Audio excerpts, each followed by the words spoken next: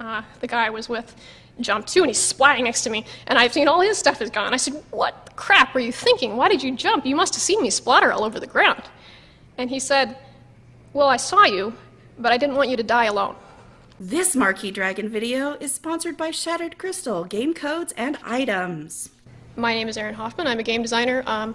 These are all of my credits. You can take in all of my little stickers here, but the thing that I wanted to add to this is that I started as a player, as I think most of us did way back in the day. I actually started an online writing group when I was 15, and it had roots with partially D&D. It was this kind of retarded thing that wasn't full D&D because my parents wouldn't let me do that because it was satanic.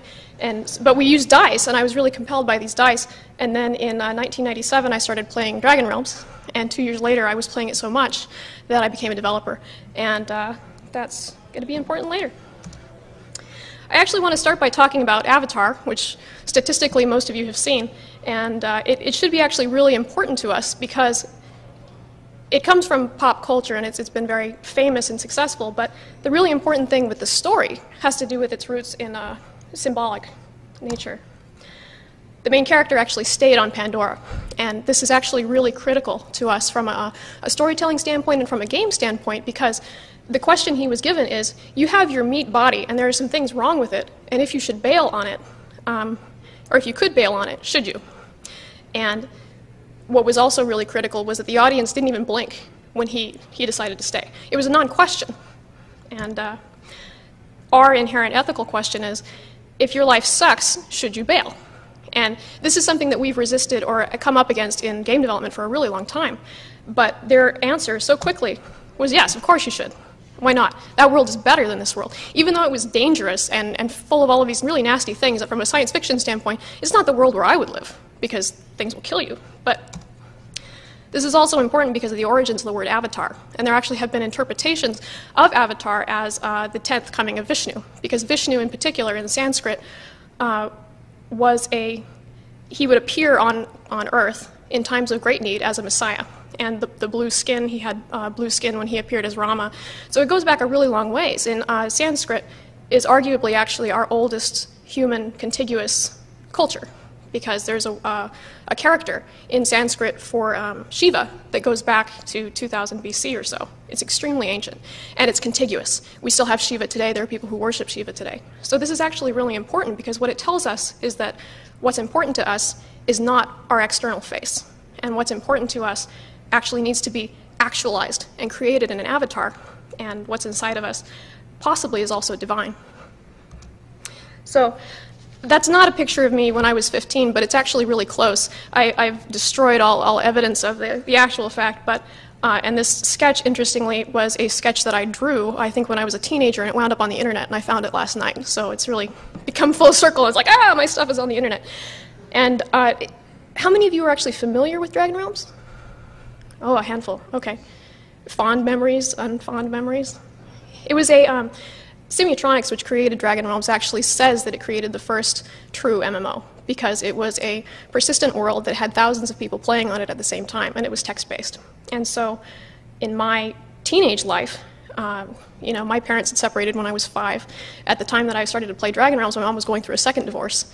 I was utterly isolated at school because I was the only person who liked fantasy. I was hiding Anne McCaffrey paperbacks under my desk during geometry and things like that. So I could be utterly isolated, or I could go into this world where I would become something else. I'm not sure why I wanted to be a snake person, but I latched onto it right away. And this is the story that I'd like to tell you guys, because I think we often get so immersed in the development and the creation of these worlds that we don't think about what brought us there in the first place.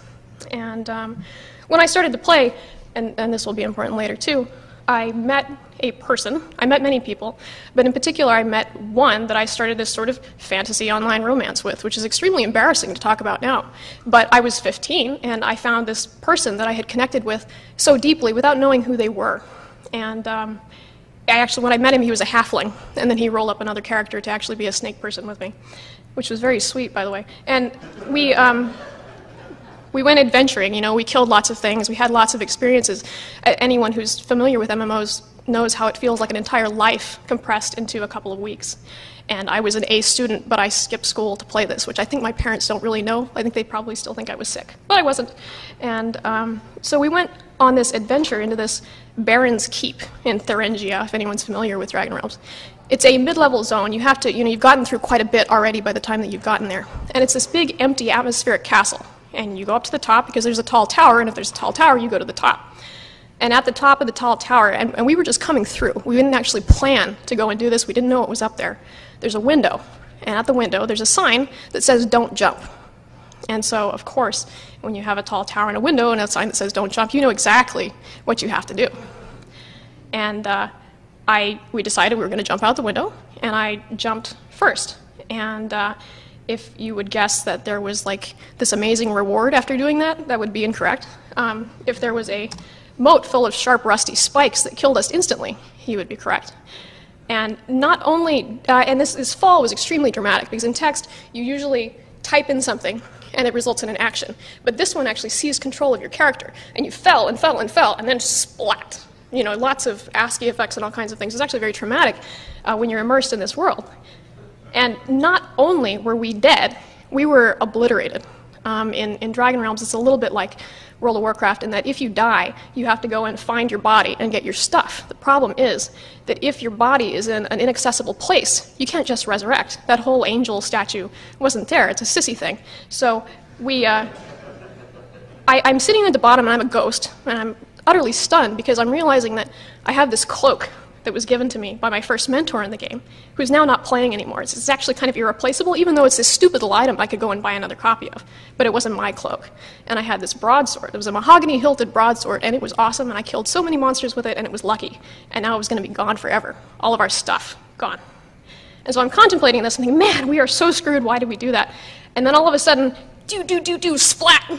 And the guy I was with jumped too, and he's splatting next to me, and I've seen all his stuff is gone. I said, "What crap were you thinking? Why did you jump? You must have seen me splatter all over the ground." And he said, "Well, I saw you, but I didn't want you to die alone." And in that moment, I saw his avatar. I saw something about him, what he was inside, that I think entirely likely, and I don't know who he is really to this day. I know his name was Roger. I think he lived in the Midwest, but that was all I knew about him. And he's out there somewhere, and I know this key thing about him. That yeah, it's when, I actually had this little horror. I'm like, whoa, Roger's going to be here. But that would be the romantic comedy version of this story, and I'm more of an epic fantasy person myself. But I doubt that most of the people in his real life know that about him, that he would do something like that. And it's an utterly irreplaceable moment because no one could really do that for you. We couldn't have this conversation as ghosts at the bottom of a pit of rusty spears talking about how this guy just died for me. And to my husband's great consternation, it is one of the most romantic things anybody has ever said to me. And I remember it, and it left an imprint on me. And these are the kind of things that I think we don't talk about enough, because they're really dorky. And I was that dorky kid, and I'm embarrassed about it. And now I'm a game developer, and really inside of us, we're still dorks, a lot of us. I know I am. And we don't want to talk about that uncomfortable time that we were in, and to some extent, these amazing things that happened to us. So what I want to talk about is, I call it the ethical play contract that I think we sometimes lose touch with, and that is a respect for what's going on in these worlds below what we're seeing. Because particularly as we move more towards metrics-oriented development, which is fabulous, by the way, Darius, but we see things in numbers, which sometimes we need to do, because the operations that we need to do need to be for the greater good, and they actually don't impact these stories. But unless we facilitate the creation of these kind of stories, they won't happen. And a lot of modern worlds are not causing them to happen. It takes a great deal of finesse. I actually interviewed with Blizzard, years ago, before World of Warcraft had really hit its peak, and I asked them, do you have an events system? Do you have a coordination team, a volunteer team to create events in the world? Because that was, to me, it was just a staple, a backbone of what I had experienced in Dragon Realms, and they had no idea what I was talking about, and could not recognize its importance. And they don't have to, because World of Warcraft is a different kind of game, which I also love and is fabulous. But it doesn't scratch the surface of what we can do with these worlds. And I also want to talk about experience architecture, because the more that I work on these games, and I think what we understand more intrinsically than perhaps any other form of game development, is that what we're creating is architecture. We're creating a setup, and in architecture, there's an infinite potential of what we can create. But if we can create things that give the possibility for future action, but don't explicitly cause it, then we have the potential to create really moving player experiences. This is a rock that's a couple miles from where I live, and I took a picture of it because when I looked at it, I saw game design. I saw there's this stack and there's a rock on top of it, and just our basic human nature wants to go and shove that rock and see what's going to happen. And I think that is symbolic of what we can do in online worlds. We need to create these stacks that cause the potential for something to happen, but don't tell you exactly what's going to happen. They let you experience and explore and find out for yourself. And the latest project that I'm working on is, of course, Kung Fu Panda World. And what's full circle for me is that I'm now designing games for kids that were almost the age that I was when I had these sort of radical transformational experiences in worlds that didn't exist.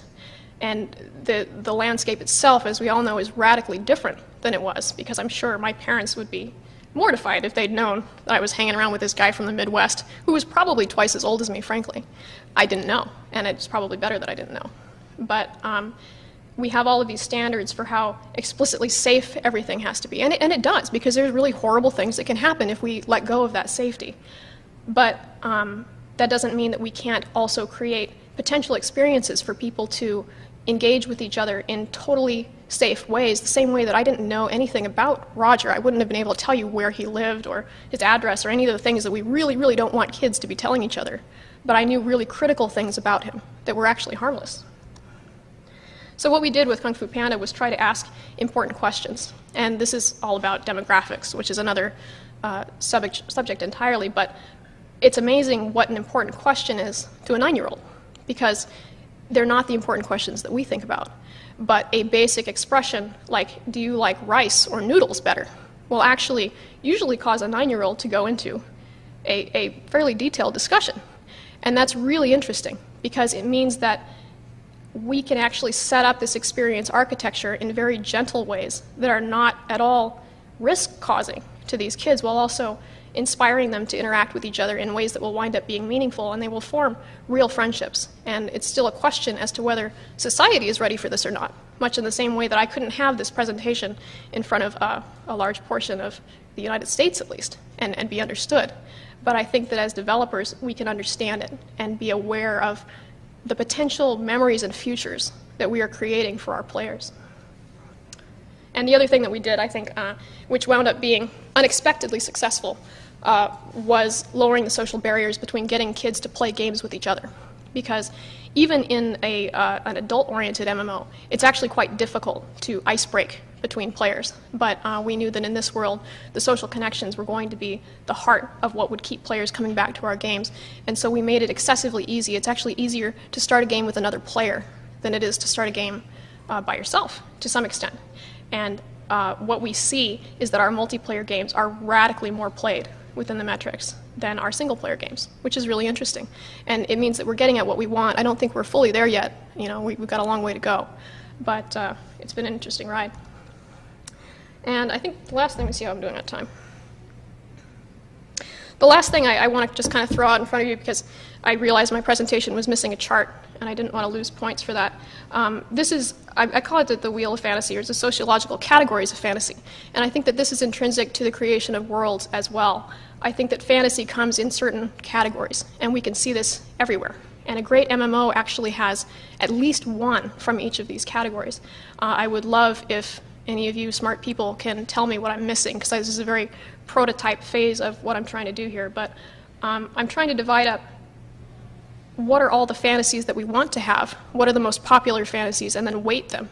And I think that there's some really interesting ethical considerations within why we are fascinated with these things. And I think that by thinking about them more deeply, not only do we come to create better games, but we come to understand ourselves better. And I think that's it. Let's see. Yeah, that's it. And I hope that you will try out Kung Fu Panda World. And this is my white tiger, seriously shocking brain. Actually, if you see anyone in Kung Fu Panda with brain as their last name, it's probably someone from Human Nature. But we haven't fully verified that, but that's our team name. So yeah. Oh, all done? Okay, thanks.